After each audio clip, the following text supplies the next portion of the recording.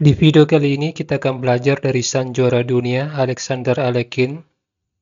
Kita akan fokus bagaimana memanfaatkan pion lemah dan selanjutnya kita akan menambah keunggulan dengan menciptakan kelemahan berikutnya, di mana struktur pion di pihak lawan mengalami loss control atau dalam bahasa Indonesia, pion akan kehilangan kontrol atas petak penting.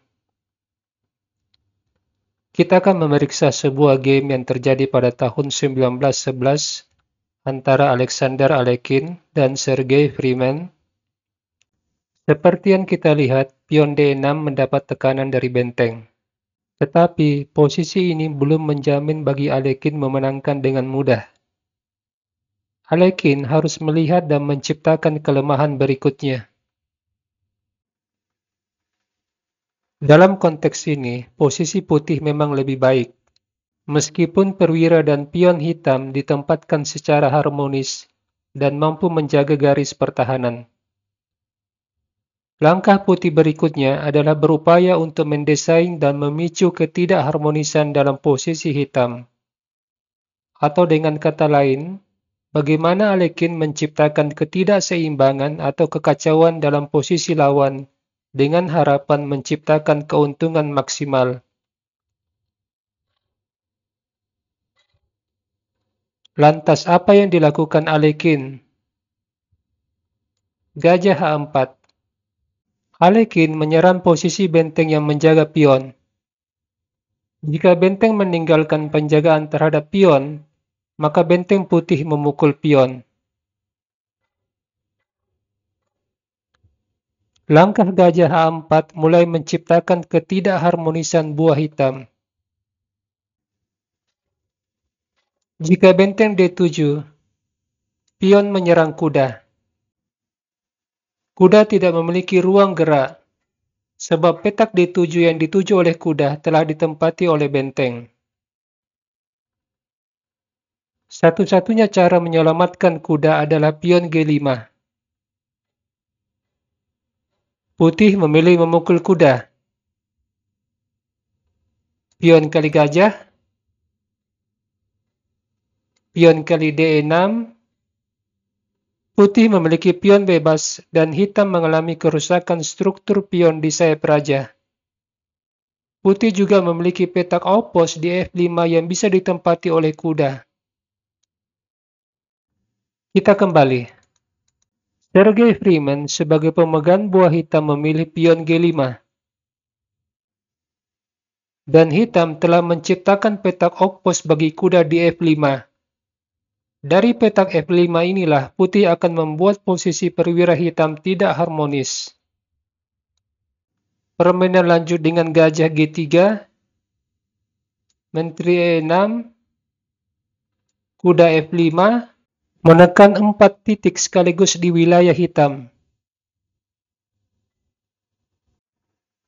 Gajah F8, menteri C3, penempatan menteri di main diagonal adalah strategi yang bagus dari Alekhine. Selain menekan kuda, juga melakukan shadowing terhadap petak gelap di sekitar raja. Hitam lanjut dengan pion F6. Sepertinya bangunan catur hitam solid. Tetapi Alekhine menyerang dengan pion F4, memprovokasi pertukaran pion agar struktur pion hitam di sayap raja menjadi lemah. Kuda G6. Alekhine mengorbankan kuda dengan memukul pion. Gajah kali kuda, pion forking menteri dan kuda. Alekhine berhasil menciptakan kelemahan pion hitam yang berada di petak gelap, yaitu pion D6 dan pion F6. Dan posisi gajah hitam sangat buruk. Menteri mundur ke E7, menjaga pion D6 dari serangan benteng dan gajah. Pion kali kuda, keberadaan pion putih memberi gangguan bagi hitam.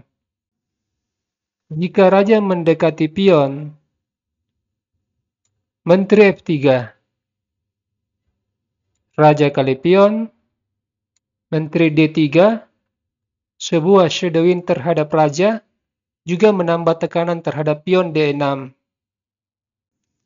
Raja menghindar dari shadowing, gajah kali pion, Menteri E6, pion E5, putih jelas unggul dalam posisi ini. Kita kembali. Kita memilih gajah Fd8. Menambah perlindungan terhadap pion D6. Menteri skak, Raja G7, dan sebuah langkah yang mengakhiri perlawanan hitam. Gajah kali pion. Benteng kali pion tentu saja dibalas dengan benteng kali benteng. Menteri kali benteng, Menteri skak, Raja naik, Menteri skak mat. Atau jika di posisi ini Menteri E8, pion E5. Menteri kali pion, pion F6 dipukul skak, Raja H8, gajah E7. Posisi yang sangat menyiksa hitam.